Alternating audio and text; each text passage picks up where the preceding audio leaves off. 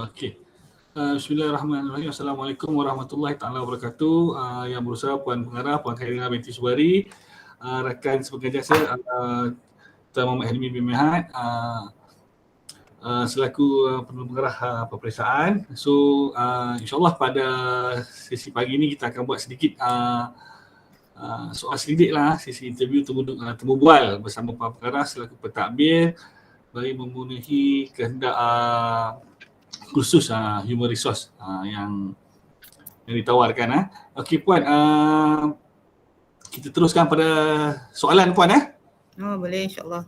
Okey, baik. Terima kasih Puan. Okey, soalan pertama, boleh Puan kongsikan sedikit latar belakang dan pengalaman Puan dalam bidang pendidikan hingga hari ini? Okey, baik. Okey, Assalamualaikum. Bercakap tentang pengalaman ya. Saya bermula, saya grad dari USM tahun 90 dalam bidang biologi lah. Kemudian saya sambung dalam diploma in TESOL di ITM, masa tu ITM lagi. So selama 1 tahun setengah. Lepas diploma in TESOL tu saya mengajar di sekolah swasta iaitu Ma'had Al-Masyhur Al-Islami Pulau Pinang. Lebih kurang saya mula pada tahun 1993 sampai 96 di Ma'had Al-Masyhur Al-Islami tu. Di situ saya mengajar bahasa Inggeris dengan sains lah. Masa tu pelajar-pelajar dia 40 orang je. Sekolah baru buka kan. Sekolah swasta baru buka. Di bawah kelolaan Majlis Agama Pulau Pinang masa tu. Kemudian lepas tu saya sambung dalam diploma pendidikan di USM juga, dan pada tahun 97, dan saya first posting saya terlibat dengan KPM ni adalah pada tahun 98. Okey, pada satu bulan Jun 98 saya daftar diri ke Sekolah Menengah Datuk Seri Wan Muhammad Greek Perak. Tahun 98 lah. Okey. Jadi di sana saya mengajar sama juga. Saya mengajar sains dan bahasa Inggeris. Bagi tingkatan 1 sampai tingkatan 5 lah. Okey. Kemudiannya selepas itu pada akhir tahun 99 tu saya mendapat abang ipar saya lah. Dia bagi tahu kata matrikulasi nak buka. Jadi dia yang isi borang semua untuk saya. Saya cuma tanda tangan, dan alhamdulillah diterima masuk ke dalam program matrikulasi pada 1 Januari tahun 2000. Di matrik mana Puan? Matrik Kolej Matrikulasi Pulau Pinang. Kolej Matrikulasi. Okey. Ya, Pulau Pinang. So pada 1 Januari tahun 2000 saya semua melapor diri di Kolej Matrikulasi Pulau Pinang. Dan di Kolej Matrikulasi Pulau Pinang itu saya mengajar biologi sahajalah pada masa tu. Sebab saya punya meja memang biologi lah. Dan selepas itu saya dilantik menjadi ketua unit. Sebab bila selepas setahun ke-11 lah di situ, di KMPP tu. Mana saya masuk tahun 2000, dia 41 kan. Dan bila nak 44, mana tahun ke-11 berdapat 44, dan tahun ke-12 dia dilantik sebagai ketua unit. Kemudian ketua unit, lepas ketua unit itu, sebab masa tu dia hakiki kan. Jawatan ketua unit tu hakiki 44. Kemudian bila kita naik pada masa tu hakiki 48, kita dah tak boleh jadi ketua unit. Betul. Kena lepaskan jawatan kan sebagai ketua unit. Lepaskan jawatan sekejap, tak lama, setahun lepas tu dia nanti jadi ketua jabatan pula. Ketua Jabatan Sains. Ketua Sains, okey. Ya, Ketua Jabatan Sains. Ketua Jabatan Sains pun tak lama juga sebab naik ke 52. 52 saya melepaskan jawatan, bukan melepaskan, mesti lepaskan jawatan lah sebab hakiki 52, tak ada jadi ketua jabatan. Menjadi pensyarah biasa. Menjadi ketua unit. Mengajar biologi lah. Okey, kemudiannya menjadi biologi. Kemudiannya pada bulan Oktober 2016 saya mendapat surat arahan bertugas sebagai timbalan pengarah di Kolej Matrikulasi Kedah. Kedah. Pada 16 Oktober 2016. 2016. Ya. Kemudiannya memang tak mengajar langsung lah. Okay. Habis memang tidak tak ada ruang pula sebenarnya untuk mengajar kan sebab jadi timbalan kan. Mana kata start daripada 2016 sampai sekarang ni dah tak. Memang tak mengajar langsung dah. Yalah. Sebenarnya last saya mengajar tu is Oktober 2016. Last mengajar sebab KU, KJ masih mengajar lagi. Betul. Kan? So last saya mengajar is 16 Oktober 2016 lah. Sehingga sekarang memang tak mengajar dah. Okay, kemudian 1 Ogos 2022 saya menerima surat arahan ke Kolej Matrikulasi Kejuruteraan Kedah sebagai pengarah. Maka pada 2016 tamatlah saya punya tugas saya sebagai pensyarah yang mengajar lah. Tapi sekarang pun saya masih lagi lah menggunakan ruang-ruang yang ada untuk berkongsi ilmu, berkongsi pengalaman dengan anak-anak pelajar kan. Dalam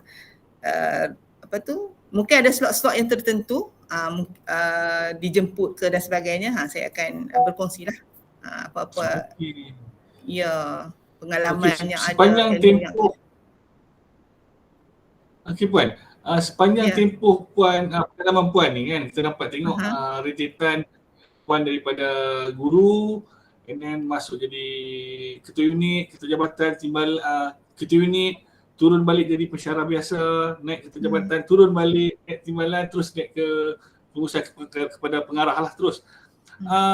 Dekat situ ada Puan, ada tak apa-apa yang Puan rasa faktor yang boleh menyumbangkan kepada tekanan kerja guru secara keseluruhan ataupun perspektif dari pengurusan sendiri Puan? Dari kacamata pengurusan ya? Ya Puan. Okey. Baik, semasa jadi ketua unit tu, di matrikulasi saya rasa dia punya tekanan tu taklah saya rasa tak setinggi di sekolah sebenarnya. Sebab apa? Di matrikulasi itu pensyarah-pensyarah cuma mengajar satu subjek sahaja. Jadi apa yang dilaksanakan, segala persediaan untuk mengajar semua bertumpu pada satu subjek. Jadi maksudnya dan kita berada dalam satu unit dan dalam semua ahli dalam unit itu mengajar subjek yang sama. Jadi masing-masing boleh berkongsi. Kalau kita ada masalah, kita boleh berkongsi masalah. Kita ada contohnya, kita ada satu perkara yang mungkin kita tidak arif dalam topik-topik tertentu, kita boleh rujuk pada kawan-kawan kita. So bagi saya di matrikulasi itu taklah sangat berat dibandingkan masa saya mengajar di sekolah tu, kita terpaksa mengajar 2 subjek. Kan di sekolah. So kita mengajar sains, kita mengajar bahasa Inggeris pada masa yang sama kan. Dan kita mengajar daripada tingkatan 1 sampai tingkatan 5. So dia tidak ada kekhususan. Kan? Jadi guru-guru yang mengajar di sekolah ni dia terpaksa belajar topik untuk tingkatan 1 sains dan bahasa Inggeris. Topik untuk tingkatan 2 sains bahasa Inggeris sampai di tingkatan 5 kan. Jadi maksudnya beban itu lebih terasa bila guru-guru ni berada di sekolah. Sebab saya pernah mengajar di sekolah. Kita terpaksa bagi badan kita ni ataupun kita punya otak kita ni kepada 2 subjek. Itu baru 2 subjek. Tak dibandingkan lagi dengan aktiviti-aktiviti koko yang lain lagi. Kadang-kadang bila kita ada sahabat-sahabat kita yang sakit ke bercuti, kita kena relief class. Kan? Bila relief class itu, relief class tu katalah kelas tu kelas seni. Kita kena mengajar seni pula. Contoh. Sebab saya pernah jadi guru dia panggil apa? Guru sandaran kot. Guru sandaran terlatih di sekolah. Masa tu saya mengajar tingkatan 1, 2, 3 lah. Yang tu memang sekolah tu saya mengajar di sekolah menengah Sungai Pasir, Sungai Petani. Selama dah lebih kurang setahun dah saya rasa kat situ. Guru sandaran kan. Yang tu memang sangat cacah merbuah lah. Itu dia rasa tekanannya sangat tinggi lah di situ. Bila di sekolah tekanan sangat tinggi sebab kita terpaksa membahagikan masa kita untuk mengajar subjek yang berbeza-beza dan tahap umur yang berbeza-beza. Ya Okey berbeza Puan. tu. Ya. Okey, tadi sebab Puan ada sebut pasal bebanan tugas di sekolah lebih berat berbanding di kolej matrikulasi lah. Okey, saya nak Puan jelaskan dari kacamata seorang pentadbir. Jadi bila sebut tentang beban tugas tadi dah dihuraikan dengan agak panjang lebar lah.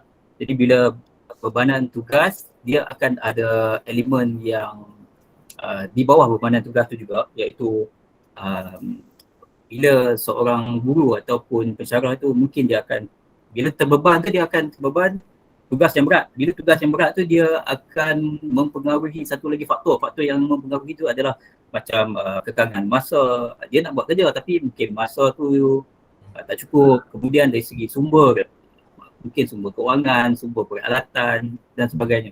Dan kalau dari segi kacamata pentadbir tu, adakah pentadbir pun juga akan terkesan dengan faktor-faktor ni? Okey. Bila menjadi pentadbir tu kan, maknanya kita kenal pasti anak-anak buah kita tu masing-masing ada kelebihan masing-masing kan.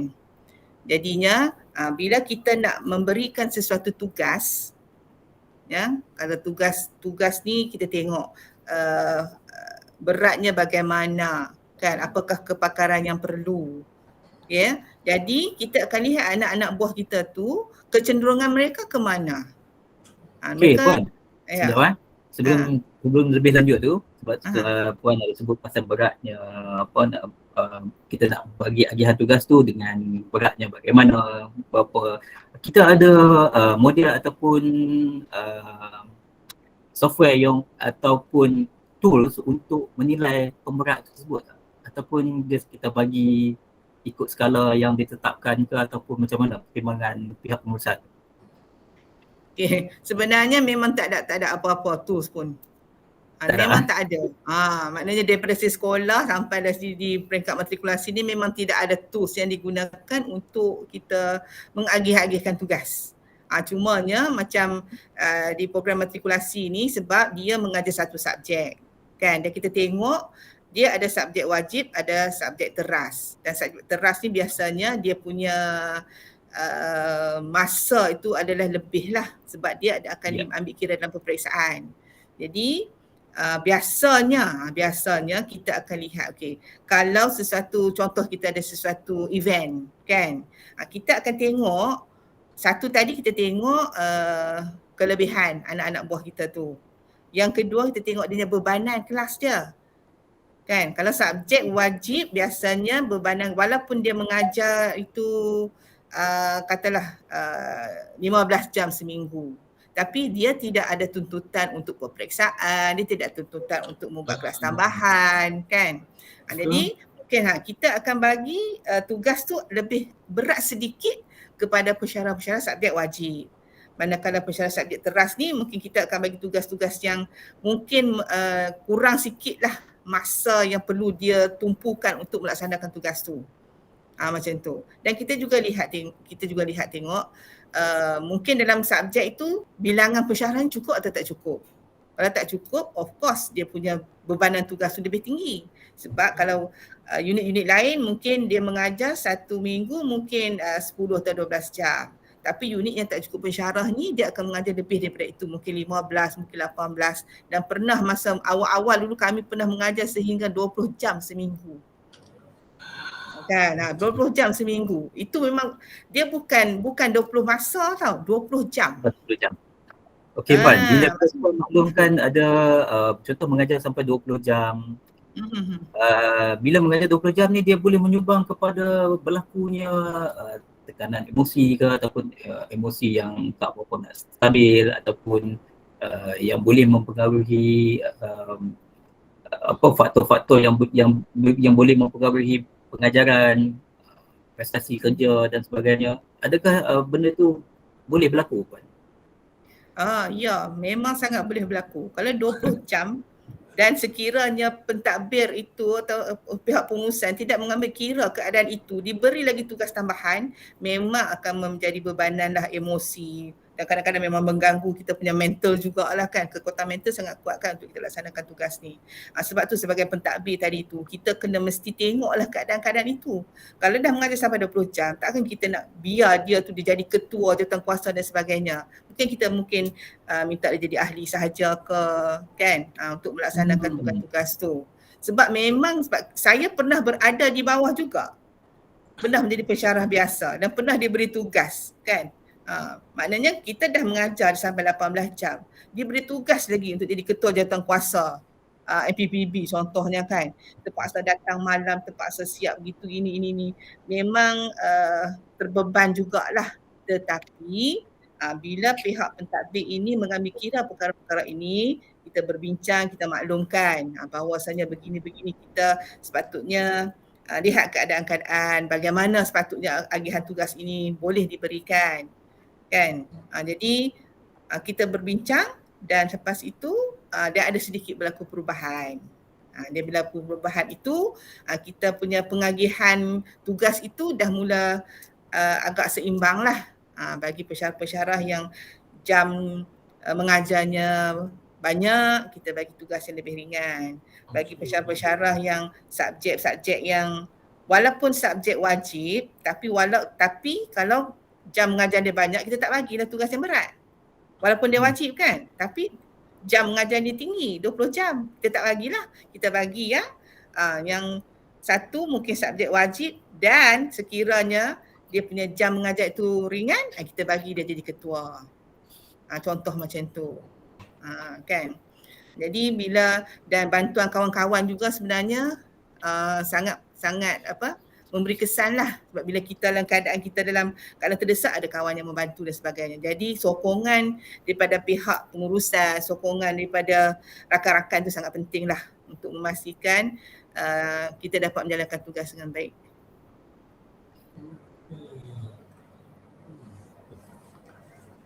Okey. Ada lagi ni? Ada lagi. Okey, di pihak pengurusan lah, jika kita dapat kenal pasti ada pensyarah yang mungkin dia agak tertekan, stres, tertekan, stres disebabkan pelbagai faktor lah. Yang tadi kita sebut tadi bebanan tugas, dan saya nak tahu kalau ada pensyarah ataupun staf yang stres disebabkan oleh bebanan tugas itu salah satu faktor. Kemudian dia boleh pecah kepada faktor masa. Maksudnya dia nak buat kerja tu tapi pada masa yang sama dia dapat tugas yang lain, dan contoh due yang perlu diselesaikan pada masa yang sama, dia jadi ketindan, dia pula kena seorang, tak ada bantuan daripada rakan. Kemudian dari segi sumber, contoh macam kata dia memerlukan sesuatu peralatan yang diperlukan tetapi polis ataupun pihak pengurusan tidak dapat membantu menyediakan prasarana ataupun peralatan yang diminta. So jadi macam dia bertanggungjawab untuk nak membuat dan menyelesaikan tugasan tersebut, tetapi dari segi peralatan ataupun sokongannya tu tidak mendapat bantuan ataupun sokongan daripada pihak pengurusan. Jadi kalau situasi ini berlaku lah di kolej ni, bagaimanakah cara ataupun pihak pentadbir untuk nak menangani ataupun menyelesaikan isu-isu macam ni lah. Sebab dia bila jadi macam ni, dia akan ada melibatkan 3 faktor. Masa, kemudian dia beri sumber, lepas tu bila dia kena buat kerja seorang, lepas tu dia tak dapat ni, dia akan ada masalah dengan hubungan interpersonal antara staff ataupun pensyarah tersebut lah. Staff kita lah di KMKK. Macam mana tu buat? Okey, so sebagai pengurusan lah kan, biasanya sekiranya itu berlaku, kita akan berjumpa secara personal dengan individu tersebut. Bila kita jumpa secara personal, kita mungkin boleh sebenarnya, untuk jumpa secara personal tu pun dia bukan terus-terus macam tu saja. Maksudnya kita kena tahu latar belakang dia dulu. Contoh, sebab personally lah saya biasanya, saya lebih suka kenal latar belakang seseorang itu dahulu. Orangnya bagaimana, keluarganya bagaimana, adakah dia ada masalah-masalah lain. Contoh, macam sebelum-sebelum ni kita ada pensyarah-pensyarah yang mungkin mempunyai anak yang OKU, yang dia terpaksa bagi masa kepada anak tu kan. Jadi kalau ataupun dia ada ibu atau ayah yang uzur yang tinggal bersama-sama dengan dia yang memerlukan masa tu, jadi bila kita dah tahu latar belakang, dia tindakan yang kita ambil itu mesti mengambil kira perkara-perkara tersebut. Kan? Jadi sebelum kita nak mengambil tindakan apa-apa, kan, kita akan panggil dulu berbincang dan sekiranya memerlukan hikmat kaunselor, kita akan rujuk kepada kaunselor. Sebab kita tak mahulah kita punya anak-anak buah kita kan, kita bagi kerja, dia rasa terbeban dengan kerja, pada masa yang sama dia tak dapat laksanakan tugas yang sepatutnya tu sebaik yang mungkin. Contoh, tugas dia sebagai ketua keluarga, contoh, sebagai anak, sebagai ibu, itu juga akan mengganggu emosi. So kita tak nak itu berlaku. Dan sekiranya itu berlaku, kita akan panggil berbincang. Kita minta cari jalan terbaik untuk menyelesaikan masalah-masalah tersebut. Sebab tu kita kena sebagai pengusaha lah, kita kena kenal dulu individu-individu di bawah kita itu, siapa mereka, kan? Latar belakang mereka itu sangat penting lah untuk kita tahu. Kemudian baru kita boleh memberikan tugas-tugas yang sepatutnya. Jadi setakat inilah, setakat pengalaman saya di matrikulasi ni, alhamdulillah diberikan ketua-ketua yang bagus. Setakat ini, alhamdulillah, daripada Kolej Matrikulasi Pinang sampai ke Kolej Matrikulasi Kedah, perkara itu berlaku, tapi alhamdulillah boleh diselesaikan dengan dibawa berbincang. Macam tu. Dan ada juga kes-kes yang memang tak boleh diselesaikan. Kalau tak boleh diselesaikan, kita akan bawa ke peringkat lebih atas lah. So kita akan bawa ke peringkat macam kita matrik ni, kita bawa ke peringkat bahagian matrikulasi. Okay, kita bagi tahu situasinya bagaimana dan kita dengan bukti-buktinya sekali. Kemudian tindakan itu akan diambil oleh bahagian matrikulasi. Sekiranya kita tak dapat nak selesaikan masalah itulah, sebab kadang-kadang memerlukan masalah pentadbiran. Kan? Ada perkara tu di luar bidang kuasa kita. Kita tak boleh ambil tindakan kan. So kita terpaksa bawa ke peringkat lebih atas. Tapi setakat ni alhamdulillah lah, tak ada lah kes yang teruk sangat lah, tak ada lah. Okey lah setakat ni. KMKK okey kan? Alhamdulillah. Okay.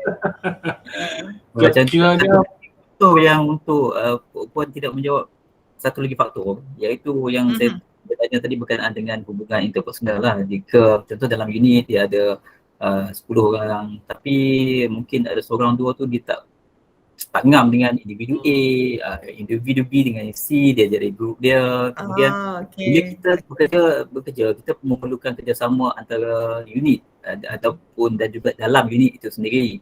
Jadi kalau ada perpecahan macam ni, apa tindakan pentadbir lah sebagai pentadbir untuk kita nak kekang ataupun kita nak menangani masalah ni dari terus berlaku dan lebih teruk lah maksudnya. Lebih serius. Okay, memang pernah berlaku perkara ni dan kita mengambil jalan first yang saya sebut tadi lah. Kita memanggil individu tersebut. Contohnya kan, kita memanggil individu tu maknanya contoh macam ni lah. Okay, kita ada dalam satu unit tu ada 10 orang. Kan? Dan kita ada seorang ni dia memang tak boleh dengan semua orang dalam unit tu. Kan? Jadi bila dia tak boleh, sebab saya memegang prinsip yang guru-guru saya bagi tahu, sekiranya daripada 10 orang, seorang tak suka, maksudnya orang itu yang bermasalah. Kalau daripada 10 orang, 9 tak suka, memang dia yang bermasalah. Betul tak? Jadi maksudnya kalau daripada 10 orang tu dia saja bermasalah dengan semua orang lain, maksudnya masalah pada dia, bukan masalah pada orang lain. Jadi kita punya tindakan adalah kita cuba panggil individu tersebut. Sebenarnya kadang-kadang tu dia masalah-masalah peribadi yang dia tak ceritakan pada orang lain. Jadi di sinilah di mana peranan kaunselor itu kita perlukan. Jadi kalau kita panggil pun dia tak boleh. Kadang-kadang setengah tu dia boleh bercerita dengan kita. Setengah-setengah tu dia tak boleh bercerita dengan kita. Kalau tak boleh bercerita tu kita akan rujukkan dia kepada kaunselor. Macam tu. Dan bila kita bertemu dengan dia tu, sebab kita kena cari punca kenapa dia tak boleh kata dia tak boleh sangat dengan yang A ni, tak boleh sangat dengan B ni. Apa masalah dia sebenarnya? Sebab memang pernah berlaku macam tu dan memang kita panggil. Memang kita panggil. So kita duduk, dia orang okey. Yang seorang ni dia memang sangat-sangat outspoken, kan? Dia memang bantai seorang-seorang ni, seorang lagi ni. Tapi nasib baiklah seorang lagi ni dia jenis yang slow sikit. Kalau tidak saya memang tumbuk dah dua-dua orang tu. Yakilah. Tapi setakat yang saya kenal ni kebanyakannya di kalangan lelaki lah jadi macam tu. Yang perempuan ni kurang sikit lah. Pengalaman saya lah kurang sikit dalam perempuan ni.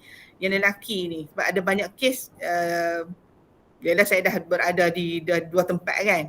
Kesnya kes yang melibatkan lelaki lah sebenarnya. Jadi bila itu berlaku, saya pun tak tahu apa masalah kan. Bila itu berlaku, itu yang kita cuba buat. Kita cuba tengok apakah masalah sebenarnya. Di mana punca tu, kenapa dia berlaku. Takkan dia datang-datang terus dia tak boleh nak ngam kan. Mesti ada sebab. Kenapa perkara itu berlaku? Kenapa boleh timbul benda-benda macam ni kan? Jadi kita cuba tengok kalau perlukan bantuan kaunselor, kita akan rujuk pada kaunselor. Macam tu. Dan kalau dia boleh, peringkat kita boleh selesai, selesai. Alhamdulillah. Macam tu. Okey, lagi tinggal lagi 2 soalan.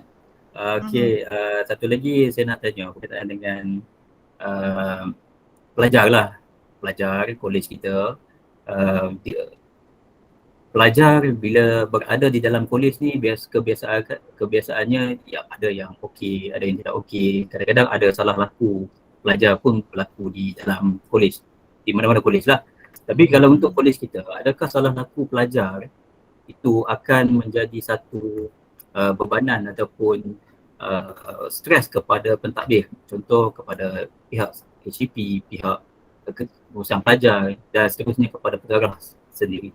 Dari segi sudut pandangan pengarah, adakah memang kalau pelajar tu buat masalah ataupun buat saja benda-benda yang boleh kita sebut, contoh macam penjaringan akademik berlaku, kemudian ponting, kemudian isu-isu yang serius lah, contohnya mencuri dan sebagainya tu, adakah dia memberi kesan kepada pentadbir dan juga pensyarah ataupun staf di kolej kita ni? Maksudnya bila situasi itu berlaku, kaki tangan kita ni akan jadi stres, akan jadi terbeban, akan jadi terasa lah disebabkan oleh situasi itu. Terkesan. Kesan. Okey. Di segi pelajar memanglah dia akan memberi kesan lah. Terutamanya kepada pensyarah kan. Sebab contoh, kita ambil contoh ponting. Yang akan beri kesan sudah tentulah pensyarah. Sebab pensyarah ni dia mempunyai tanggungjawab untuk memastikan pelajar dia datang. Kemudiannya dia punya KPI yang perlu dicapai kan. Tapi bila pelajar tu asyik ponting, masalah. Memang sangat timbul masalah kepada pensyarah ni. Dan bila dirujuk pada HCP pun tak boleh nak ambil tindakan. Contoh sebab kita ada kekangan-kekangan tertentu lah kan. Tapi apa yang boleh kita buat lah. So selalunya pelajar masalah ni tak ramai. Dan bila kita, sebab tu saya kata, saya sentiasa ulang tau, sebab kita ni we are dealing dengan manusia. Manusia ni dia ada emosi. Dan kenapa dia menjadi begitu, mungkin dia ada perkara-perkara yang trigger keadaan-keadaan itu. Jadi sebagai seorang guru lah, contoh sebagai pensyarah, sebagai guru, dan kita semua adalah pendidik. First kali, sebab tu saya selalu bagi tahu kepada pensyarah-pensyarah, perkara pertama yang kita buat bila masuk kelas pertama adalah kita kenal pelajar-pelajar kita dulu. Bila kita kenal pelajar kita, sebab saya memang selalu memegang kata-kata orang-orang di atas saya sebelum ini. Guru-guru saya, pengarah-pengarah saya sebelum ini, itulah mereka selalu sebut. Kita nak dekat dengan orang, kita kena kenal dulu. Jadi bila kita kenal, kita akan tahu kenapa dia berkelakuan begitu. Jadi bila kita tahu kenapa berkelakuan begitu, baru kita boleh ambil tindakan-tindakan yang sepatutnya. Okey. Jadi macam contohlah pernah berlaku di KMPP dulu, pelajar ni dia tak masuk semua kelas. Allahuakbar. Kelas bio je dia masuk. Oh. Lain macam tu. Kenapa begitu? Bila kita lihat sebab kelas pensyarah yang mengajar bio tu adalah sangat bersifat keibuan. Dia suka dengan pensyarah tu. Okey. Kan keadaan begitu. Jadi memanglah kita masa tu saya KJ masa tu kan, memang kita stres lah kan. Dia orang semua datang komplain, budak ni tak datang semua. And apa saya buat adalah saya kumpul semua pelajar-pelajar yang tak hadir ni. Saya minta dia orang, okay, first dia orang beritahulah kenapa kan. Tapi bila tak bagi tahu kenapa, katalah masalah tu dengan pensyarahnya, saya masuk dalam kelas tanpa diberitahu kepada pensyarah. Kita lihat adakah benar apa yang dikatakan oleh pelajar tadi. Sebab kadang-kadang yang betul tu kita kata tadi tu, kita kena tahu sebab kenapa dia kelakuan begitu. Kan, supaya kita tak stres. Kalau kita biar, kita tak cuba cari the root of the problem, kita memang tak boleh selesai. Jadi kalau dapat aduan dari pelajar, dia tak masuk kelas gini-gini, kita masuk kelas. Betul atau tidak apa yang dinyatakan oleh pelajar tadi. Kalau tak betul, something is wrong with the student. Kalau betul, kita tengoklah apa yang boleh kita buat kepada pensyarah berkenaan. Macam saya sebut tadi contoh, bila kita tengok, oh inilah sebabnya kenapa dia tak masuk. Sebab bila kelas lain, bila dia tak masuk, apa yang dia dapat adalah tekanan lagi daripada pensyarah dia. Kamu tak datang gini. Tapi yang kelas yang dia masuk ni, bila tak datang, pensyarah tu akan call dia, cari, tanya, panggil datang, dia datang kelas. Dan selepas itu memang kelas tu dia tak pernah ponting kelas bio. Kelas lain, kelas maths ke kelas dia tak datang.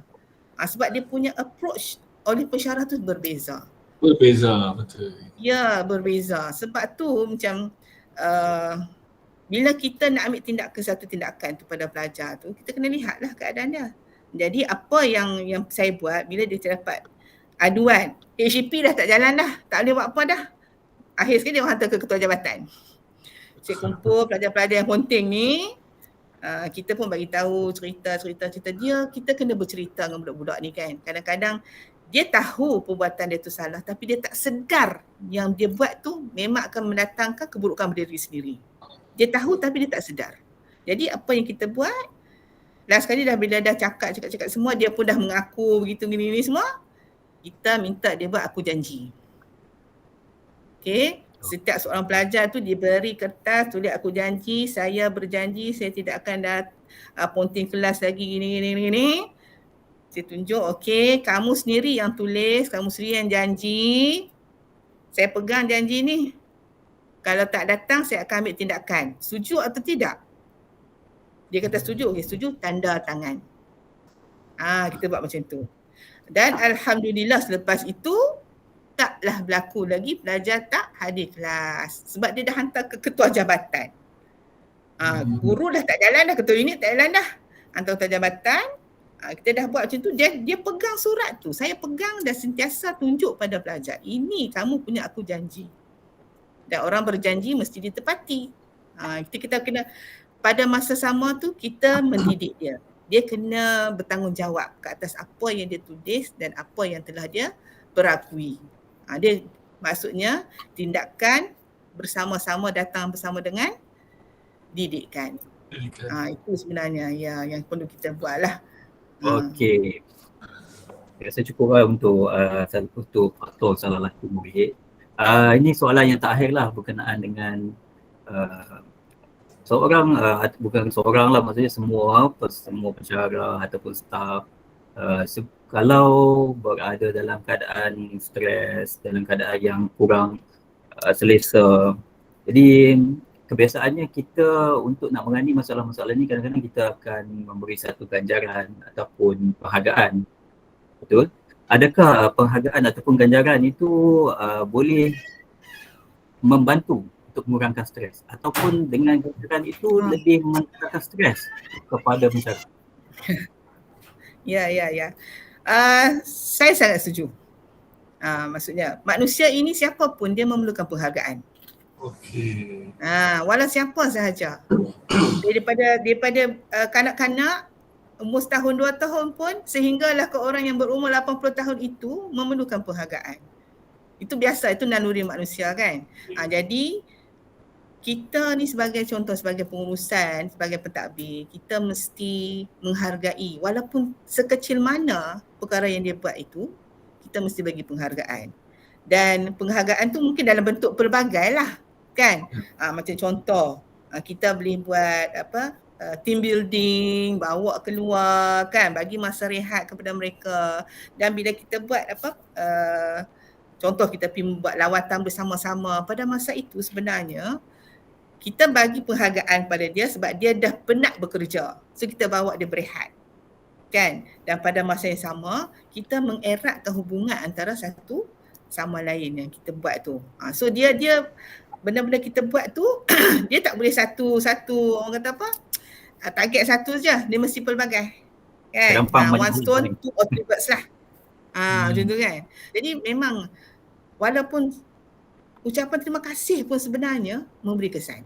Betul Puan, betul. Kan kadang-kadang dia walaupun benda tu kecil, kita mungkin bagi dia sekeping coklat saja ke kan, tapi disebabkan kita acknowledge, kita acknowledge dia tu, dia akan terkesan di hati sebenarnya. Jadi kita ingatlah Saidina Ali kata kalau sesuatu datang dari hati dia akan sampai ke hati. Kalau nak mendidik pun sama juga. Kita kena pastikan diri kita dulu terdidik sebelum kita nak didik orang lain lah. Sebenarnya macam tu kan. Jadi jangan lupalah penghargaan simple saja kan. Balik kita datang bagi buah ke, benda simple kan. Tak payah kita bagi emas ke apa kan. A simple one. Acknowledgement sangat-sangat penting lah penghargaan tu. Walaupun sekeping kad menulis terima kasih. Itu saja sebenarnya. Okey Puan, setuju tak kalau saya katakan dengan memberi penghargaan itu boleh membuatkan lagi individu itu berasa tertekan. Sebagai contoh situasi dia begini. Biasalah kalau dalam organisasi kerajaan ni kita ada APC. Contoh bila dapat APC, individu A, B, C dapat APC. Kemudian individu C, D, E mengharapkan APC. Individu E, F, G mungkin tak kisah dan kalau dapat pun tak apa. Jadi individu D, E, F ni bila tak dapat dia rasa dia macam menjadi satu tekanan pula dekat dia gitu. Dia ulang macam ialah bersembang dekat kafe ke ataupun di mana-mana kan dia ulang kata kenapa orang lain buat kerja tak tahu mana dia lebih banyak menyumbang tetapi dia tak dapat. Bila kita tengok macam tu dia lagi stres pula. Patutnya lagi perhatian dia murahkan stres kan. Tapi bila ni dia akan stres kemudian dia macam burn out lah. Lepas tu dia macam yalah tahun depannya aku malas ikut sukalah buat kerja pun ikut dahnya. Dia dah demotivate kan. Demotivate. Okey, saya nak cerita pengalaman lah masa saya di ketua jabatan kat KMPP tu. Okay, kita pernah buat satu majlis, okay, kita buat team building, lepas tu kita bagi penghargaan, okay, kepada first kita bagi penghargaan kepada pensyarah-pensyarah yang boleh memberikan kecemerlangan pada pelajar, dan kita bagi penghargaan kepada pensyarah-pensyarah yang menjadi jawatan kuasa tertentu, menjalankan tugas tertentu kan. Dan memang ada bunyinya. Pilih orang-orang yang rapat dengan dia saja. Ada bunyinya. Tapi bila saya tengok kan orang itu walau di mana dia berada dia memang akan bunyi. Dia di KMPP pun dia bunyi, dia pindah college lain pun dia yang bunyi, dia pergi ke mana-mana dia yang bunyi. Maksudnya di sini orang-orang ini dia memang suka bunyi. Kan? Kita bagi penghargaan tu, kita bukan kita penghargaan itu bukan kita sembrono saja. Kita bawa bincang ketua unit, kita berbincang ketua jabatan, dan kita sentiasa ingatkan ketua unit, ketua jabatan, kalau nak bagi penghargaan pastikan dia benar-benar layak untuk terima. Kalau tidak dia akan jadi bunyi bising macam itulah. Tapi kalau yang bunyi bising tu seorang dua sahaja, sebenarnya dia tak beri kesan apa-apa pun. Sebab hanya kita dapat tahu dia je bermasalah. orang lain tak ada masalah apa. Sebab kalau setiap kali kita bagi kat dia pun dia bising juga. Kalau tak bagi pun dia bising, kita bagi pun dia bising. So maksudnya dia memang orang yang suka bising. Masalah kan. Jadi apa yang kita buat first kali, macam saya sebut tadilah, pastikan orang itu benar-benar layak untuk diberi penghargaan. Jangan kita sembrono main pilih-pilih je. Kan? Saya tak tahu lah wallah alam lah orang lain, tapi saya jenis yang begitu. Saya di luar memang kawan, tapi bila bab bekerja, kerja. Kerja. Kawan, dia tak ada kawan mesti bagi, no. Kalau dia tak layak, saya takkan bagi. Dan dia bab kerja. Walaupun dia kawan saya. Itulah yang berlaku sebenarnya lah kan. Di mana-mana itulah. Saya hanya akan bagi pada orang yang benar layak. Kalau dia layak, saya bagi. Kalau dia tak layak, walaupun kawan rapat, saya tak bagi. Jadi kita mesti ada integriti lah untuk bagi penghargaan tu. Integriti mesti ada. Kan? Sebab kita jangan macam sembrono begitu sahajalah. Jadi kalau yang bising-bising tu, okey lah. Once in a while tu kita bagilah penghargaan kat dia. Kan tengok apa yang berlaku. Kalau dia berubah, Alhamdulillah. Alhamdulillah, okey lah juga kan. Dia memang begitu. Kita tak boleh buat apa-apa. Kita tak boleh nak menukar manusia. Itu saja. Kita dah cuba kan. Kita dah cuba bagi. Kalau dia layak terima, kita bagi. Itu tak ada masalah. Macam contoh APC, dia kena faham APC itu hanya berapa persen saja daripada keseluruhan kan. Tapi yang menerima APC kita boleh create penghargaan-penghargaan lain. Kita create penghargaan lain yang rasa lebih sesuai untuk orang lain untuk terima lah. Sebab APC ni memang dah kita terikat dengan peraturan kan. So kita create lah apa-apa saja yang kita rasa layak menerima penghargaan. Jadi lebih ramai lah yang akan terima pada masa yang sama tu. Betul.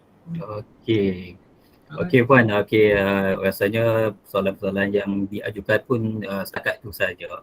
Jadi untuk makluman Puan lah, temu bual ini adalah untuk memenuhi satu syarat untuk kerja khusus bagi Human Resource and Management. Apa yang kami kaji adalah berkenaan dengan burnout lah. Burnout di tempat kerja. So objektif dia untuk mengenal pasti tekanan guru secara atau secara keseluruhannya berdasarkan 5 faktor. Jadi apa yang Puan ceritakan tadi dah memenuhi dan telah menjawab faktor-faktor, kelima-lima faktor yang telah kami senaraikan untuk kajian. Faktor yang pertama adalah bebanan tugas. Bebanan tugas tadi Puan sudah maklumkan dengan panjang lebar. Kemudian kedua berkenaan dengan kekalangan masa ataupun sumber yang terhad lah untuk kita nak menyelesaikan tugasan. Kemudian yang ketiga adalah hubungan interpersonal, hubungan antara guru dengan staff dengan pentadbir dan sebagainya lah. Dan yang keempat dan kelima itu adalah salah laku pelajar dan juga yang terakhir adalah berkenaan dengan penghargaan. Jadi kelima-lima faktor ini yang telah kita soal dan telah kita dijawab dan ada sedikit perbincangan berkenaan dengan faktor-faktor yang telah disenaraikan tadi. Jadi itulah realiti kehidupan ataupun kita ragam di tempat kerja kita di KSM.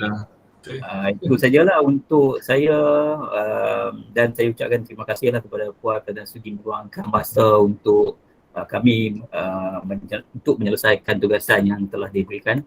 Okey, saya kembali kepada Tuan Nizam. Okey. Baik, terima kasih Puan. Di samping soal jawab tu Puan mencadangkan beberapa idea yang boleh diguna pakai yang boleh kita run di kolej ni. Kan? Ya, pengalaman. Pengalaman tu memang kita tak dapat di tempat lain kan. Okey. Dan saya nampak Puan memang tindakan ataupun hukuman yang Puan kenalkan kepada pelajar adalah dalam bentuk pendidikan. Dia bukannya bentuk fizikal ataupun orang kata apa balasan tidak, tapi dalam bentuk didikan. Dia dapat juga. Dia dapat. Kawan-kawan kita pun samalah kan. Kita semuanya sama sebenarnya. Kita di samping kita memberi hukuman itu mestilah hukuman yang mendidik. Hukuman yang mendidik, betul Puan. Dia lebih lekat di hati lah kalau macam tu kan. Ya, betul. Dan dia tak akan menimbulkan dendam kan. Kalau pelajar dia kita buat lebih, dia akan teringat, dia akan ada kesan pada pelajar kan. Kawan-kawan lah kan. Itu lebih. Dan hubungan antara manusia ni sangat penting lah sebenarnya. Sebab tu macam saya memang akan stress on get to know people sebelum kita bersangka-sangka dengan orang itu. Kenal dulu. Kadang-kadang kita tak tahu kan. Kita suka bersangka-sangka dah kan. Okey, baik. Rasa itu saja Puan. Terima kasih atas masa yang Puan luangkan. InsyaAllah seandainya ada apa-apa lagi nanti kita akan berhubung lagi Puan. Ya, insyaAllah. Terima kasih Puan. Okey, Okey, sama. Assalamualaikum. Waalaikumsalam warahmatullahi.